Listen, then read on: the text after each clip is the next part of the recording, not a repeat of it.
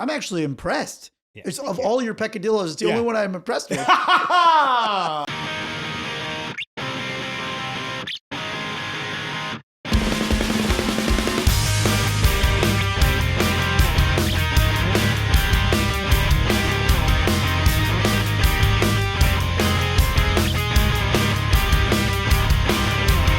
Man of the year. Man of the year. Man of the year. Welcome to the #1 friendship podcast in the country. I'm Aaron Karo. I'm Matt Ritter. What's up, buddy? You're looking svelte. What else is new? Well, it wasn't always new. I mean, look, I know Aaron is very fit, but you guys may not know that we used to call him Old Karo. No, you only called me Old Karo once I became New Karo. Right. Well, yeah. That doesn't make any sense. Yeah. But now that he's New Karo, we think back on Old Karo. And Old Karo was same height, but I don't know, 225, 300 Shut pounds. the fuck up. Shut the fuck up.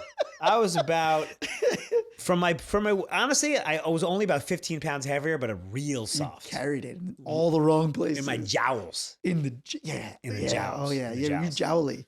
But you know how I lost that baby fat at 35 or whatever? Yeah. My third place. Your third place. My third place. You actually put me on to third place, and I hope maybe we're introducing a new concept of the third place, okay? So the third place, it was coined by the sociologist Ray Oldenburg in the 1980s. Home is your first place. Work is your second place. And then the third place is a place where you like get together, you hang out, you meet new people, converse. Basically, every place that the pandemic destroyed is the third place. Huge. And I think it's had a huge impact on friendship. It's funny because I thought that term had been around for a long time. I thought like third place had always meant like the religious institution for a long. I didn't realize it was the 80s actually. Yeah. And I was the one who told you about it. Yeah. So I thought we would talk about the third place today, all the different examples of it, because we both think that it's a really great way to meet new people, activate your existing friendships is the third place. If you don't have a third place, you got to get a third place. This is the only time when third place is good, except the Olympics. Ooh. You'd rather win bronze than silver. Yes or no? Yes. Why? You tell me. I have no idea. Is this a trick question? No, I'd rather win silver. I'm saying, okay, well, I'd rather win bronze because if you bronze, you almost got nothing. Okay. Silver, you almost won gold. Oh, so you're talking about the psychology afterwards when you won the award, where your head is at. Yeah. You're like, oh man, second, I almost had it. But Yeah. bronze, you're just like, I'm lucky to be here. Exactly. I feel good about this. Exactly. So you're saying bronze never looks up to silver. Bronze is happier than silver. You're saying mentally, where their mental state is? I literally read a study. And producer Theo is nodding, and he also said "yeah" out loud. So I don't know why he did that. That actually wasn't it in the Michael Phelps documentary? Or did I make that up? There's a study that bronze winners are happier than silver winners. So Ryan Lochte, depressed. That's why he did that thing where he ripped the sign down and almost got arrested. In South America. And the third place guy, Ivo, whatever his name is, very happy guy. But here's the thing. I also read something that like that shows that like happiness is sort of relative and it's all depending. But I kind of disagree. No, like bronze is better. So I always thought second was better because if you're in second, you're like, oh, I could actually get first and I'll keep working towards it. But if you're third, like, all right, I'm definitely third. I'm not almost like there's another guy ahead of me. At first, I would have to get over that guy. Usually it's like the first and second place guys are usually or women are neck and neck. You know, that's usually how it goes. And it's like, oh, I think I can overtake that guy. So it's like motivating. But I think bronze is like, I got my bronze. I go back to being, working at the post office. Can I tell you a fantasy that I have? Keep it PG, but yeah. In retirement, when we were just, sitting on a stack of cash. Yeah. Dedicate my life, or our lives, to winning an Olympic medal. Have you thought about what category? I think it's probably got to be curling. Okay. Yeah. I was going to say, it's got to be one of those non-sports sports. No offense. Our Canadian listenership just went did we lose the 20 Canadians? people to 5. Why? Well, I'm not saying it's I'm saying it's a non-sport sport. I'm just saying it's best. You don't have to be in the best physical shape to win. What about, I have one for myself. Archery. Archery, you would never. It's so hard. So you don't know this about me. I know everything about you. You don't know this. This is kind of an insane thing that happened. I went to a very relatable. I went to a retreat, like a spa retreat with my wife, and it's called Miraval. it's kind of like a place where all the housewives went and it became popular for that. And so we went and they have all these like activities like yoga, meditation, whatever. But then they also have like obstacle courses and kind of more fun stuff and wine tasting and pasta making. But they had archery and axe throwing. So I did the archery. And for whatever reason, my right arm was sore from working out. And so I couldn't really do it, because usually when you're doing archery, right, I'm lefty. So normally I would have my left arm be the one that's aiming at the thing. Yeah. And the right arm holding the bow. Yeah. But I couldn't do it. I had tendonitis. So I switched arms. All of a sudden I hit like 40 bullseyes in a row. We're going to have to post this picture on the pod. Yeah. Because the guy at the thing was like, so what are you, like a professional archer? And I was like, I've never been good at any sports in my life. So you're like the Happy Madison of archery. I'm the Happy Madison of archery. You're speechless. You've never been speechless in your entire life. We got to show the picture. Anyway, so why curling for you? Well, not for me. I just think that if you dedicated your life, you got, like the time you spent your money, you bought a training facility. Also, the royal you poach the other curlers and you have them live in your facility because one guy throws and the other guy uses the mop or whatever. Okay. So what are you saying you want to be? The mop guy? No, I'm saying you get the best people on your team and train 365 days a year, nutrition, fucking calisthenics. Yeah. Why have you just talked me into the fact that we could definitely Let's do it. Yeah. Also, we maybe have to move to a country that doesn't have a big population. Well, that's just to qualify, though. Then to actually beat Norway. Right. But the qualifying is the first hurdle. You have to get there. Right. So we would have to move to Slovenia for a couple of years. Right. No, like Cameroon.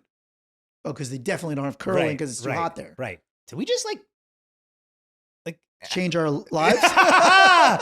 Like, can you just imagine being at the Olympics in fucking Nagano or whatever? Yeah. And you're up against fucking Canada going for that bronze? You'd be pretty happy. Yeah. I want to do archery now. Yeah. Now that's what I want to do. I'm sure, by the way, I believe your story, but the real archers, their heartbeat doesn't beat. I know. You have a fucking, you're taking statins already. No, I was sweating towards the end. Also, let's face it, let's be honest. I mean, I hit the bullseye, but I believe the distance wasn't quite Olympic. Oh, right. I believe it wasn't quite Olympic By level. the way, into a straw thing, like a summer camp? Yeah, a little straw summer. I mean, I believe I could not be Olympic, but I could be a summer camp instructor. Got it. That's where I'm at with it. So anyway, that was a good tangent about third place. Third place. But let's talk about some examples of third places and how we can use them to our advantage.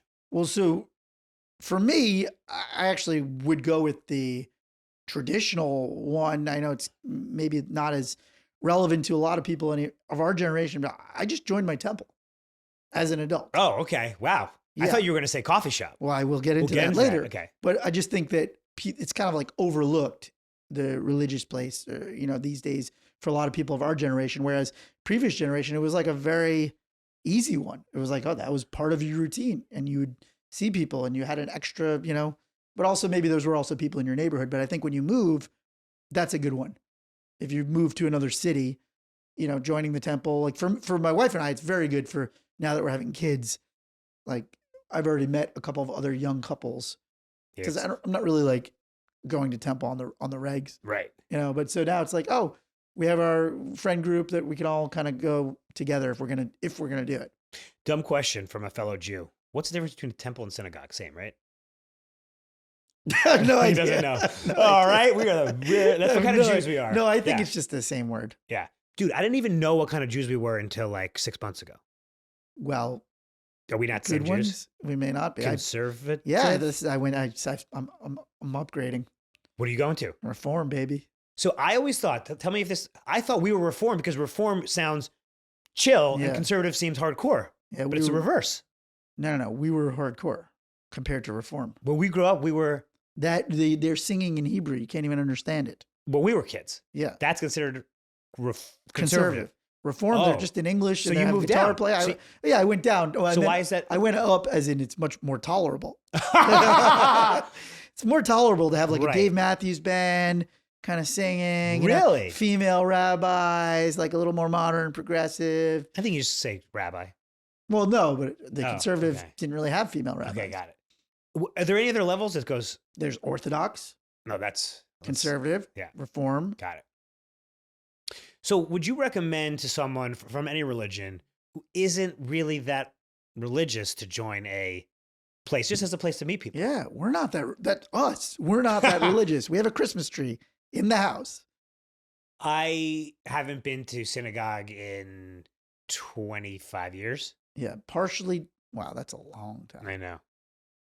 You never came with us to the Laugh Factory services? As it's the only way you get on the stage there. Oh, that was unnecessarily mean and not even true. No, it is accurate. This comes back to something that you are very good at inviting. Very good at inviting, even though I'm always like soft pass. Yeah, negative. Yeah, soft pass. But you always invite every year. Yeah. Every year. And you said no every single year? I haven't been to temple in 20 years, so I guess so. I always thought you were there with us at some point. I'm always there with you, buddy. Yeah, he's always there with you. So, like, we're not that religious, but also I'm like, oh, well, they have like a preschool thing there. They've got all these other things. It's like, it's a community center too. Right. Anyway, so I only know from the Jewish, I think, mosques and churches have a similar thing where it's like, yeah, they have community activities. They also have these like talks now that are kind of like, it's an easy thing to go like, oh, you know what? I'm actually going to go see this book, book launch thing. There's all kinds of stuff. Yeah. Okay. So that's a good under the radar third place: temple, synagogue, mosque, church. Yeah. Even if you're only going to go 4 times a year. Yeah. You also just can go, hey, who else, anybody else our age, when you join, like, there's like new member stuff. There's, and we get notifications. This is kind of stalkery. Tell me if this is stalkery. Yes. The answer is yes. Okay. Because, well, yeah, my wife said it's stalkery. Yeah. I decided that I'm going to reach out so the temple posts who had a baby. Oh, okay. So I decided I'm going to reach out to other young couples who just had a baby on like LinkedIn. I've looked them up. And I'm going to be like, hey, congrats. I saw your notice in the email from the temple. Yeah. We're also having a baby. Don't do that. She said not to do that. Well, aren't you going to see them at the temple? Yeah, but I don't know. I thought that would be like a nice thing. Is that too far? Well, your mind always goes to stalk. Yeah. You literally going to physically be with It's my default setting. Default stalk. Yeah. Yeah. Hey, first of all, the LinkedIn, you have an egg. You don't even have a picture. Just going to come on. Hey, I heard you having are you the watcher? Yeah. Young blood. I heard fresh blood is coming to your house. Is that you on 1148? Irvine Street, is that you? Oh my God. Another corollary to that third place is religious, I want to say like groups, clubs. Like there's a young Jewish professionals thing in LA. I'm sure there's other things for Catholicism. I'm sure there are for every religion. What's the difference between Christian and Catholic? Well, Catholic is a subset of Christianity. Protestant is the other largest subset of it. There are others, Episcopalian, etc., Baptist. But so the Protestant movement, and I think it was Martin Luther, right? 1540 something. Now we're testing my history. The 47 he theses. Posted 47. How he many? Nailed it to the door. Yeah, and that was the big start of Protestantism, and Catholicism kind of waned a little bit. I think maybe there's still more Catholics worldwide than Protestants. Nailing on the door. That was like the original viral tweet. Yeah, it was big. That one was huge. Changed the world. A lot of likes. A lot of retweets. A lot of retweets. A lot of retweets. Martin Luther got a lot of retweets. Dude, he was the original influencer. Yeah, he was huge. He was huge. Do you think he knew he was going to be huge? Dude, Martin, what's his name again? Martin Luther. Martin Luther was on TikTok right now. I know. Do you think he knew that tweet was going to blow up? That's a great. Because he spent a lot of time on it. Like when you craft like a tweet that you think is going to blow up, and then like one like. I know. He probably spent years just on the 47, whatever we call them. Yeah. And then what was it? 47 what? I forget. He's going to, producer Theo will have to look it up. Yeah. And Martin Luther's 47. Yeah. Reformation. 1507. What is it? 95 theses or a disputation? Yeah, theses. That's right. 95 theses. 95 theses. God. Didn't I say theses? Just the word theses sounds so like wrong. feces. What if he had nailed 95 feces? By the way, you ask if he thought it was going to go big. You know how many people have nailed feces to a door and be like, I nailed it. You know what that was? Maybe that was a bad game of telephone around the world. people heard that this guy Martin Luther nailed 95 feces to a door, and that's why how it everywhere? became. Yeah, like in that movie. What's the movie? Here we go. Can't Buy Me Love. Remember in the 80s classic Can't Buy Me Love? And he throws shit on his best friend's door and he goes, "You threw shit on my door, man." Remember they catch him, the father and son catch him. They catch him in the net. They set up a net to catch the people that year on Halloween, to catch the people who've been throwing shit on their door. I've heard of the movie, but I never saw it. I know. I'm sorry. And then he finds out it's his best friend. I'm sorry. All right, add it to the list. Put it in the add it to the list. Add it to the list. So you've also told me that you have a new crew. I always get a little like defensive when you're like, "Hey, I got this new gang I'm hanging out with." Oh! You feel like an outsider, like you didn't need. I feel a little like you have like 900 crews that I'm not part of. I know. I want to be part of them all. I mean, literally, I have like, I have this one thing. Karo's got like 68 distinct groups of people that I'm never invited to. Oh, man. You know, it's fine. I have one coffee sesh. She's like, "What do you mean?" You go, "What do you mean you have a coffee crew without me? You don't live near me." By the way, if you invited me, what would I say? Pass. Soft pass. Hard pass, maybe. Hard pass. All right, tell me about your coffee. First of all, what do you call it? Coffee Klatch. How do you spell that? Klatch. Okay, I looked it up and you're right. Yeah, okay. Coffee Klatch. Okay. So I just noticed that as you get older, you see, so a lot of them are at Starbucks, but a lot of them are at kind of like the more indie coffee shops. You'll see kind of older groups of random people who get together really early in the morning, and they just kind of take over a section, and they just talk about anything and everything. You can walk over and they'll be talking politics, but then like the next time they'll be talking about euthanasia, then they'll be talking about aliens. Like they all just seem really, really high. It's like, imagine if you're just like at a high drum circle in college, then you just go to like a random Pete's Coffee and you see like 65-year-olds all getting together, and that's their little coffee Klatch. How early? Usually like 7:30. Okay. Yeah, there's like a distinct early morning coffee Klatch crew. Okay. I see them everywhere. Like I saw them in the Hamptons, Sag Harbor. Yeah, Sag Harbor. They had a really good one, and here in my neighborhood in Larchmont, they have a good one. So I kind of started a coffee Klatch. Oh, you didn't join? You started? Kind of, yeah, a little bit. Yeah, well, a few of us were kind of just randomly running into each other. So random strangers, and you'd see them over and over. No, random people that I know. Okay, got it. So random people that I know who live in the neighborhood. Again, your neighborhood is a good resource for you to make friends. Yeah. Like your neighborhood, especially when you're older and you've moved to a new city. Local. Yeah. So this is my local coffee shop that I go to every morning. 7 a.m. I'm there. And I noticed that some of my other friends, but not like my closest friends, were also going there and kind of early. So then started being like, "Hey, you want to meet up for coffee sometime?" So then I just threw that first text. And then that other friend, I see he goes there with somebody else, and then they go there with somebody else. And then like one Sunday, we all ran into each other at the farmer's market, and we're like, we should all get together for coffee sometime. You know what I love about this? Two things that I think are instructive for our listeners. One, consistency. We've talked about that. Doing something over and over again at the same time, gym, coffee place, church, whatever. That's a great way to meet people because you're seeing the same people.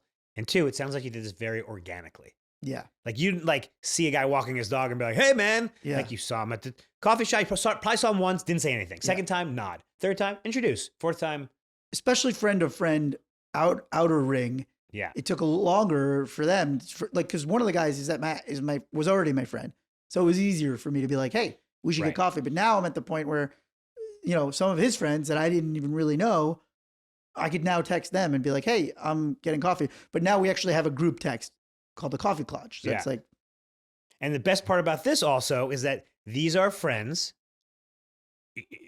You're not going to their weddings. They're serving a pretty specific purpose. Right. You're not putting too much pressure on this relationship. Right. We're very casual about it. It's like anybody at any time can go, "I'm going to get coffee tomorrow if anybody's around." So that's the other good, I would say, tip hack that we would say. Tip/hack. Is like, there's no responsibility to show up or even respond.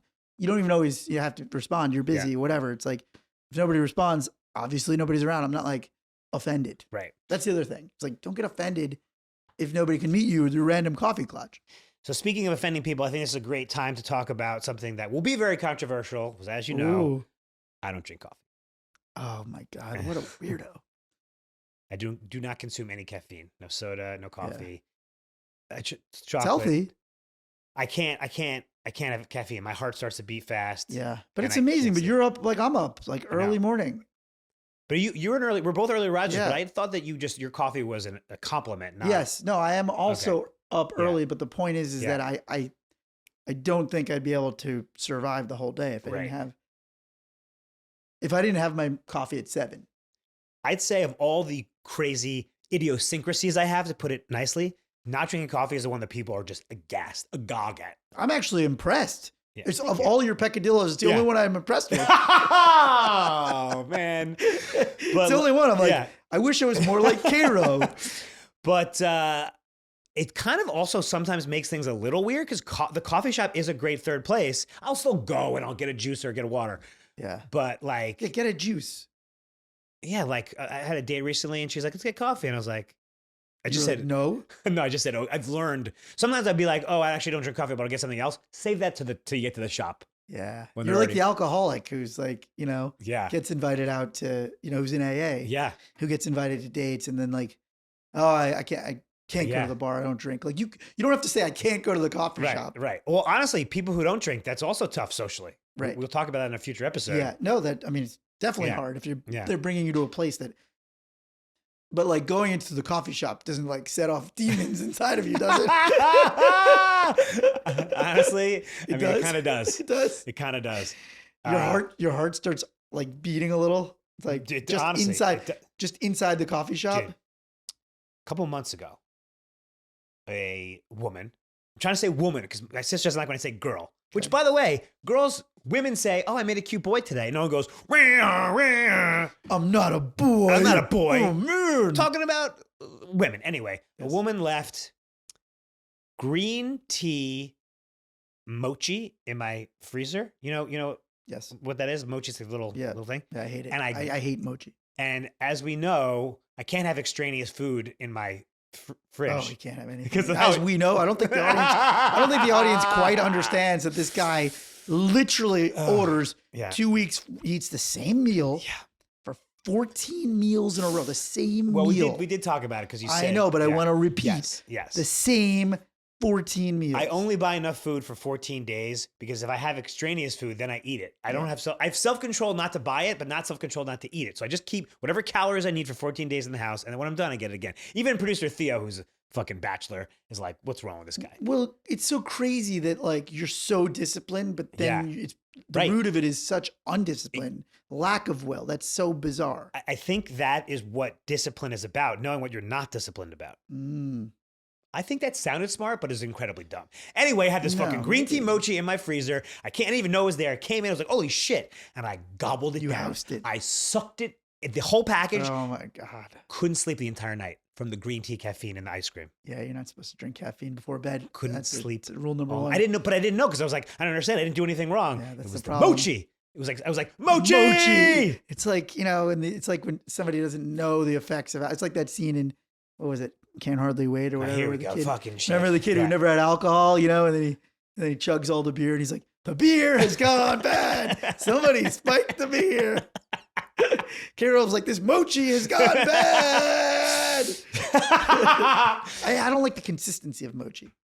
I see that. Yeah, I see that. A weird picadillo. Me, I've never had I've never had soda. You know that. Never had a can of soda. What do you mean? What? I've never had a can of soda. Wait, I think you mentioned this to me. What do you mean you never? I've never opened up a can of Coca-Cola in my life. But you've had like Jack and Coke. Yeah, but I'm rare if ever. But I've never had a can of soda in my entire life. What do you mean you've never had a can of soda? I tried it once as a kid and then I didn't like it. And my mom was like, great, we don't have to have soda in the house. So we never had soda. But what about birthday parties when we were kids? Never had it. I was starving. College. Those birthday parties, I was like, I'm going to die. Like didn't have water back then. Yeah, they had nothing. It was just. Remember when we grew up, there was no water. Bottled water didn't exist. I know it's destroying the planet, and I love it. I'm part of it. I'm part of it. God. Oh God! I just ordered little bottles of Fiji. Oh to no! the house. Oh, that's like a grenade of carbon. I mean, but it's so good. I mean, somebody should throw blood on my house for doing that. Yeah, Fiji is so good. It's better. I'm sorry, it's better. I think it is made in Fiji. The rest of them I don't believe, but that one I believe. No, Fiji tastes better. It's the made smaller from the best and more stuff on wasteful earth. the bottle. Yes. And also just because think about the extra cost of just making the top of it's even shaped differently. Yeah. So you can't stack it. You can't stack it. You stack can't it. build it on a regular assembly line. Yeah. You got to have an assembly line in Fiji, tailor-made just for that water. Then they inefficiently stack it into a cargo plane because it doesn't hit, the sides don't hit. Oh yeah. It's got to be, it's so wasteful. The people who make it, I think, are the same. It's that, isn't that rich family that owns the almonds too? Oh. I think they probably pour the Fiji on the almonds. Oh my God. That's horrible. Oh God, I love almonds and I love Fiji water. Yeah. Fuck. Oh, somebody bought me the biggest bag. A company that I'm doing a project with bought me the biggest bag of almonds I've ever seen in my life. As a gift? Yeah. I was like, is that a good gift? And pistachios. Yeah, it's great. Okay. Very wasteful. The amount of water that had to go into the making of that bag. Just to be clear, because I want to keep this in the podcast. This is funny. We believe in climate change. Okay, you just made a weird look. Yeah, no, I agree. Okay. I'm like, oh yeah, right. Yeah. We've crossed the line. Our one picadillo is bottled water. Yeah. We should be better. Well, I've been in a huge fight with my wife. I'm sorry to interrupt. You actually bought me something that has saved gallons of water.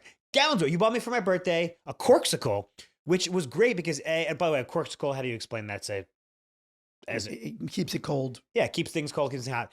By the way, side note to our side note, I think you got it for me for a random birthday, which is very nice. We're not gift givers to each other. We don't usually give gifts, but I think you saw it and you're like, this would be nice. And I was like, oh, that was nice. And it was one of those things changed my life. Wow. Every single day. Still use bottled water at the gym. Yeah. Every single day, corksicle. Carbon neutral. Dude, you've bought me, when I officiated your wedding, you got me custom made gym sneakers, CrossFit sneakers, which I wore every day for like 5 years. You're the best. Maybe you're the best gift giver. I love man. this. This is so nice. This is turning into a love fest. Yeah. So carbon offset. Yeah, we guys. After this episode, we're gonna contribute to some sort of carbon offset for just our pollution talk. Yeah, we should. Smart. Yeah.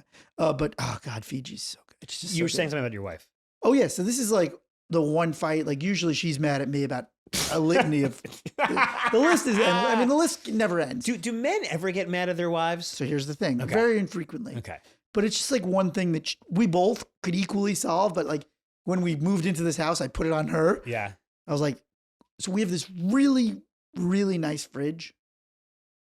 Doesn't have a water dispenser. And I grew up in a house with no water dispenser, obviously. Of course. Grew up poor. Yeah. You know, we just like turn on the tap in the middle of town and we drink from that. The well. The well. Yeah. And I was like, oh my God, like we just paid so much money for this house and it doesn't come with a water dispenser. Like maybe that doesn't sound like a big deal, but it's like, why don't we have a water dispenser? So we have this. It's relatable Matt alert. So we have this Brita. Yeah. I hate Brita.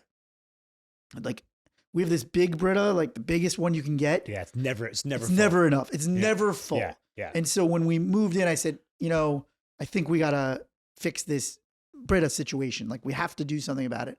She's like, okay, well, what do you want to do about it? I'm like, I don't know. You got to fix it. So I threw it on her and she hasn't fixed it. It's a year later and she just keeps filling the Brita and she's like, look, I fill it. I'm like, no. So now I want to do the thing where they send you the Poland Spring jugs. But then I'm like, oh God, you got to like flip You're those one of those over. Jug people. I don't want to be a jug person. With the jugs dude, outside. The pile. You want to be a jughead? Jughead. You know you're a jughead? Yeah, I don't want to be a jughead. Yeah. You walk into that house and you're always just like, it's off-putting. Yeah. Those jugs are off-putting. Yeah. You see that? They're always like prominently displayed in somebody's like living room. Yeah. I hate jugheads. Yeah, you're like, hey, you have a beautiful living room. I mean, what is this, CB2? And oh God, those jugs. Ugh. Yeah. Wait, is CB2 what you consider? Nice. I don't know what nice is. Because usually you say something really fucking insane. I know. I wanted to sound like a common man. Oh, okay. Like a commoner. Yeah. God, I hate jugheads. I know. Jugheads. What do you think about this? So in college at Wharton, one of the things we learned that stuck with me, because nothing really sticks with you from undergrad, but like something that learns that like a company isn't selling a product, it's like selling a feeling. Okay. So like, let's think of an example. Fiji's selling the feeling of wealth. Like, well, like, Volkswagen isn't like selling cars, it's selling like security, safety. Volvo, you mean? What did I say? Volkswagen. Okay. They actually got busted for lying about they're horrible. Okay. Odometers Volvo. Or safety issues. Exactly. Tempur-Pedic isn't selling pills, they're selling comfort. Yeah. Okay. Brita sells Brita filters. I think they're selling peace of mind. Brita's selling me nuisance. I think Brita should get into the bottled water business. I think I wrote something about this in college. Yeah, that's a good idea. You would buy Brita water in the store. Yeah, but it's gonna just. I feel like it's always gonna have one little black spot in it. Right. It goes, the pouch of black carbon you see is normal. Use it to water plants. Yeah. Like, what? What? Yeah, you have to wash it like 5 times. Yeah. Can I say one more thing about ice trays? Ice dispensers. This is how you know you grew up poor. Mm-hmm. So I go to other people's houses who have ice dispensers. Yeah. And I always spill it. When you say ice dispenser, you mean? The one that's in the fridge. Like it comes out from the machine. Comes out from the fridge. The one that comes out from the fridge. I can never just put my glass under and not have ice spill everywhere. Oh, you mean the glass press? Yeah. Because sometimes there's the machine that creates a bucket of ice. Yeah. I mean, that's not that above. I have trays. Oh, you have trays. Yeah, that's what our slow lives grew up with. Yeah. So you've not improved your station in the ice game. I am a man of the people. Yeah. Well, I am too. I don't have any of it. Yeah. I've got the ice thing that goes inside the fridge, but what does that do for me? Yeah. Except every single time you have a party, and you have a lot of parties because you're Ratsby. Every single time I'm in an Uber on the way, I get a text. I don't even want to look at it. I don't even want to look at the text. Bing. I don't even know who it is. It's in my pocket. Bing. Here it is, Matt. Can you pick up some ice? Always. Can you pick up some Always ice? you. Pick up some ice. Well, I'm the one who's coming early, but. No, it's because you live a half a block from a Gelson's. But the Uber you can't take an Uber to a Gelson's. Yeah. All right, so what did we learn today? Third place is not an antiquated concept. You know, it may have been something that our previous generations knew about and then we kind of got away from because we probably had too many third places. Everything became a third place. So then kind of nothing became one. But now I think church, gym, temple. Also, where is your third place? That's what I want to know. Yeah. Like to our listeners, where is your third place? Maybe there's some places we didn't cover. I would like to know. All right, that's our show, guys. Thank you so much. Please subscribe to the podcast if you haven't already. Find us at socials at Man of the Year Podcast. Be good to yourself and be good to your friends. Love you, buddy.